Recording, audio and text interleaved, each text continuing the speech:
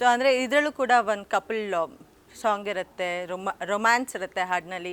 ಹೇಗಿದ್ರು ಧನ್ವೀರ್ ಸರ್ ಸೆಟ್ಟಲ್ಲಿ? ಶುರು ಮಾಡಿ with permission you should say. ಅದೇ ಖಂಡಿತ ಹೇಳಲೇಬೇಕು, ಭಾರಿ ಕಷ್ಟ ಇದೆ. ಅದೇ ಅವಾಗಲೇ ಹೇಳ್ದಂಗೆ ನಾನು, ನಮಗೆ ಬರೀ ಬೆವರು ಬರ್ತಾರಲ್ಲ ಮೇಡಮ್, ಜೊತೆಲಿ ರಕ್ತನೂ ಬರೋದು ಅವ್ರನ್ನ ಮಾಡಿಸೋ ಅಷ್ಟರಲ್ಲಿ ನಮಗೆ ಅಷ್ಟು ಕಷ್ಟ ಆಗ್ತಿತ್ತು. ಒಂದು ಹಾಫ್ ಡೇ ವೆಯ್ಟ್ ಮಾಡಿ ಅವ್ರಿಗೆ ಕನ್ವಿನ್ಸ್ ಮಾಡಿ, ಇಲ್ಲ ನೀವು ಮಾಡಲೇಬೇಕು, ಈ ಸಾಂಗ್ ಕೇಳ್ತಾ ಇದ್ದೆ ಸಾಂಗ್ಗೋಸ್ಕರನೇ. ಆ ಸಾಂಗಲ್ಲಿ ಒಂದು ಪೋರ್ಷನ್ ತುಂಬ ಕೆನ್ನೆ ಇರೋದು ಅದೆಲ್ಲ ಇದೆಲ್ಲ, ಅದೆಲ್ಲ ಬಲವಂತವಾಗಿ ಒಂದು ರೊಮ್ಯಾನ್ಸ್ ಮಾಡಿಸಿದ್ದೀವಿ ನಾವು. ಬಲವಂತವಾಗಿ ರೊಮ್ಯಾನ್ಸ್ ಅಲ್ಲ, ಟ್ರೇಲರ್ ನೋಡಿದ್ರೆ ಸಲೀಸಾಗಿ ಲಾಂಗ್ ಎತ್ತುತ್ತೀರಾ, ಡುಶಮ್ ಅಂತ ಫೈಟ್ ಮಾಡ್ತೀರಾ, ವಿಲನ್ಗಳನ್ನ ಚೆಚ್ಚಿ ಕೆಡವ್ತೀರಾ. ಒಂದು ರೋಸು ಒಂದು ರೊಮ್ಯಾನ್ಸು, ಯಾಕೆ ಗಡಗಡ? ಈಗ ಹೇಳೋದಲ್ಲ ಸಲೀಸಾಗಿ ಇದು ಮಾಡ್ತೀರಾ ಅಂತ, ಅದು ತುಂಬ ಇಷ್ಟ ನಮಗೆ. ನಮಗೆ ಇರೋಸ್ಕೊಂಡ್ರೆ ಒಂಚೂರು ದೂರ, ಅದಕ್ಕೆ ಹಾಗನ್ನೋರು ಆ್ಯಕ್ಚುಲಿ ರೊಮ್ಯಾಂಟಿಕ್ ಆಗಿರ್ತಾರಂತೆ, ಹೌದಾ? ಅದೇ ಮೇಡಮ್, ಅದು ಕ್ಯಾಮ್ರಾ ಇಲ್ಲ ಅಂದರೆ ಹಂಗಿರ್ಬೋದೇನೋ, ನಮ್ಗೆ ಗೊತ್ತಿಲ್ಲ. ಅದು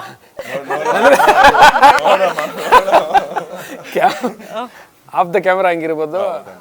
ಹೌದಂತೆ, ಅವರೇ ಹೇಳಿದ್ರು, ಅಂತೆ ಕಟ್ ಮಾಡೋಣ ಅಷ್ಟೇ. ಸರ್, ಈ ಚಿತ್ರದ ಪಾತ್ರದ ಹೆಸರು ಗುಣನ ಪಾತ್ರದ ಬಗ್ಗೆ ಹೇಳೋದಾದ್ರೆ ಏನು ಹೇಳ್ತೀರಿ? ಇಲ್ಲ ಮೇಡಮ್, ಗುಣ ಅಂದರೆ ಅದನ್ನು ಒಳ್ಳೆ ಅಂದರೆ ಯಾವ ಥರ ಇರುತ್ತೆ ಅಂದರೆ, ನೀವು ಅದನ್ನು ಒಂದು ಒಳ್ಳೆತನದಾದ್ರೂ ತೊಗೊಬೋದು, ಕೆಟ್ಟತನದಾದ್ರೂ ತೊಗೊಬೋದು. ಸೊ ಒಂದು ಕಾರಣಕ್ಕೋಸ್ಕರ ಹೋರಾಡ್ತಿರ್ತಾನೆ ಇಡೀ ಸಿನಿಮಾ ಪರ್ಯಂತ ಒಂದು ಕಾರಣಕ್ಕೋಸ್ಕರ ಹೋರಾಡ್ತಿರ್ತಾನೆ. ಆ ಕಾರಣನೇ ಮೇನು. ಅವನ ಕಾರಣಕ್ಕೋಸ್ಕರನೇ ಅಷ್ಟೆಲ್ಲ ಒಂದು ಭದ್ರಕೋಟೆಗಳೆಲ್ಲ ಮಾಡ್ಕೊಂಡು, ಆ ಕೋಟೆಗಳನ್ನೆಲ್ಲ ಧ್ವಂಸ ಮಾಡಿ ಏನಕ್ಕೆ, ಆ ಕಾರಣ ಏನಕ್ಕೆ ಅವನು ಅಷ್ಟೆಲ್ಲ ಮಾಡೋದಕ್ಕೆ ಒಂದು ಕಾರಣ ಇದೆ. ಆ ಕಾರಣನೇ ಈ ಸಿನಿಮಾ.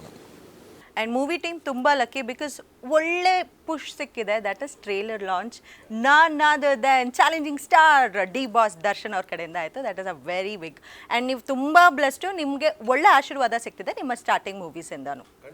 ಸೊ ಅದ್ರ ಬಗ್ಗೆ ಹೇಳೋದಾದ್ರೆ ಏನು ಹೇಳ್ತೀವಿ? ಇಲ್ಲ ಮೇಡಮ್, ಅಣ್ಣ ದರ್ಶನ ನನಗೆ ಯಾವತ್ತಿನ ಮೊದಲನೇ ನನ್ನ ಚಿತ್ರರಂಗ ಬಂದಾಗಿಂದನೂ, ನನ್ನ ಮೊದಲನೇ ಸಿನಿಮಾದಿಂದ ಇಲ್ಲಿವರೆಗೂ ಅವ್ರ ಅಣ್ಣನ ಸ್ಥಾನದಲ್ಲಿ ಬೆನ್ನೆಲುಬಾಗಿ ನಿಂತ್ಕೊಂಡು ನಂಗೆ ಸಪೋರ್ಟ್ ಮಾಡ್ತಾನೆ ಬರ್ತಿದ್ದಾರೆ.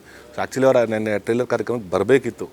ಕಾರಣಾಂತರ ಅವ್ರದ್ದು ಯೂಶಲಿ ಗೊತ್ತು ಪಾಪ, ಅವ್ರ ಪ್ರೊಡ್ಯೂಸರ್ಸ್ಗಳನ್ನ ತುಂಬ ಇದು ಮಾಡ್ತಾರೆ ಅವರು. ಸೊ ಅವ್ರು ನನ್ನಿಂದ ತಪ್ಪಾಗಬಾರ್ದು, ಯಾಕಂದರೆ ಶೂಟ್ ಇರೋದು ರಾಜಸ್ಥಾನ, ನನ್ನಿಂದೆಲ್ಲಿ ತೊಂದರೆ ಆಗುತ್ತೆ, ಬೇಡ ಅದಾಗಬಾರ್ದು. ನಾನು ಖಂಡಿತ ಸಿನಿಮಾ ನೋಡ್ತೀನಿ ನಿನ್ನ ಜೊತೆ ಕೂತ್ಕೊಂಡು ಬಾಯಿಲಿ ಅಂದ್ಬಿಟ್ಟು ಹೋಗಿಂದ ಮುಂಚೆನೇ ಕರೆದು ಪಾಪ ಅವರೇನೆ ವಿ ಟಿ ಮಾಡ್ಕೊಡ್ತೀನಿ, ನಾನು ವಿ ಟಿ ಪ್ಲೇ ಮಾಡ್ತೀನಿ ಅಂತ ಅವರೇ. ಅರೆ ಪ್ರತಿಯೊಂದು ಹೆಜ್ಜೆಲೂ ಅವ್ರು ಇದ್ದೇ ಇರ್ತಾರೆ ನನಗೆ.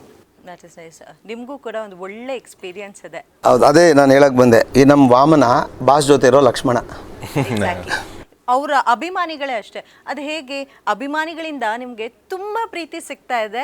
ಒಂದು ನಿಮ್ಮಿಬ್ಬರನ್ನ ರಾಮ ಲಕ್ಷ್ಮಣರಿಗೆ ಹೋಲಿಸ್ತಿದ್ದಾರೆ. ಸೊ ಹೌ ಲಕ್ಕಿ ನಿಮಗೆ ಅನ್ಸುತ್ತೆ ಈ ಸಿಚುಯೇಷನ್? ಏನೋ ನಂಗೆ ಮಾತು ಬರಲ್ಲ ಮೇಡಮ್, ಯಾಕಂದರೆ ನಾನು ಅವೆಲ್ಲ ಎಕ್ಸ್ಪೆಕ್ಟ್ ಇಟ್ಕೊಂಡು ನಾವು ಏನೂ ಮಾಡಲ್ಲ ಜೀವನದಲ್ಲಿ. ನಮಗೇನು ಆ ವ್ಯಕ್ತಿ ಮೇಲೆ ಇದ್ದಿದ್ದಂಥ ಒಂದು ಬಾಂಧವ್ಯ, ವ್ಯಕ್ತಿ ಮೇಲೆ ಇರುವಂಥ ಪ್ರೀತಿ, ಅವ್ರ ಮೇಲೆ ಇದ್ದಂಥ ಒಂದು ಋಣ ನಾವು ಸಾಯಗಂಡನೂ ಇದ್ದೇ ಇರುತ್ತೆ. ಸೊ ಅದಕ್ಕೋಸ್ಕರ ನಾವು ನಿಲ್ಲೇಬೇಕಾಗುತ್ತಲ್ಲ, ಕೆಲವು ಪರಿಸ್ಥಿತಿ ಬಂದಾಗ, ಸಂದರ್ಭ ಬಂದಾಗ ನಿಲ್ಲೇಬೇಕಾಗುತ್ತೆ. ಸರ್, ಅಂಥ ಪರಿಸ್ಥಿತಿಯಲ್ಲಿ ಹೌದು, ಯಾರೇ ಇದ್ದರೂ ನಮ್ಮ ಪ್ರೀತಿ ಪಾತ್ರರಿಗೆ ನಿಲ್ತೀವಿ, ಹೌದು, ಅದು ಒಪ್ಕೋತೀನಿ. ಬಟ್ ಆದರೆ ನಿಮಗೆ ಬೇರೆ ಯಾರಾದರೂ ಹೇಳಿಲ್ವಾ, ಯಾಕೆ ನೀವು ಕೂಡ ಕಷ್ಟಕ್ಕೀಲಾಗಬಹುದು ಅಂತ ಯಾವುದೇ ಮಾತು ಬರಲಿಲ್ವಾ? ಮೇಡಮ್, ಬಂದರೂ ನಂದು ಯಾವ ಥರ ಮೈಂಡ್ಸೆಟ್ಟು ಅಂದರೆ, ಇವಾಗ ನಾವೇನೋ ಬಂದ್ವಿ, ಅದಕ್ಕೆ ಸಪೋರ್ಟ್ ಮಾಡಿದ್ವಿ ಅಂತ ಒಂದಷ್ಟು ನೆಗೆಟಿವ್ ಮಾಡ್ಬೋದು, ಇದು ಮಾಡ್ಬೋದು. ಬಟ್ ಹಾಳು ಮಾಡೋಕ್ಕಂತೂ ಯಾರ ಕೈಲಾಗಲ್ಲ. ಮೇಲೊಬ್ಬ ಭಗವಂತನೂ ಕಾಯ್ತಾ ಇರ್ತಾನೆ. ಬಟ್ ಇಲ್ಲಿ ಗಂಟ ಬರೋಕ್ಕೆ ನಿಮ್ಗೆ ಯಾರು ಇರ್ತಾರಲ್ಲ ಬೆನ್ನೆಲುಬಾಗಿ, ಅವ್ರನ್ನ ಯಾಕೆ ಮರಿತೀರಾಗ? ಅಷ್ಟು ದಿನ ನೀವು ಜೊತೆಗಿದ್ದು ಅವರಿದ್ದಾಗ ಎಲ್ಲ ಮಾಡ್ತೀರಾ, ಅವ್ರು ಇದ್ದಾಗ ಸುಖದಲ್ಲಿರ್ತೀರ. ಏನೋ ಒಂದು ಕೆಟ್ಟಗಳಿಗೆ ಅದಾಗೋಯ್ತು ಹಂಗೆ ಅಂದ್ಬಿಟ್ಟು ದೂರ ಸರಿದ್ಬಿಟ್ಟಾಗ ಅದು ಭಾರಿ ತಪ್ಪಾಗುತ್ತೆ. ಸೊ ಏನು ಅಪ್ಪಬ್ಬ ಅಂದ್ರೆ ಏನಾಗುತ್ತೆ ಮೇಡಮ್? ಅದು ಹೇಳಿದ್ನಲ್ಲ, ಹಾಳು ಮಾಡೋಕ್ಕಂತಾಗಲ್ಲ, ಮೇಲೊಬ್ಬ ಭಗವಂತ ನೋಡ್ತಾ ಇರ್ತಾನಲ್ಲ. ನಾನು ಆ ಥರ ಬಿಲೀವ್ ಮಾಡೋದಷ್ಟೇ. ಗ್ಯಾರಂಟಿ ನ್ಯೂಸ್, ಸುದ್ದಿ ಖಚಿತ, ನ್ಯಾಯ ನಿಶ್ಚಿತ.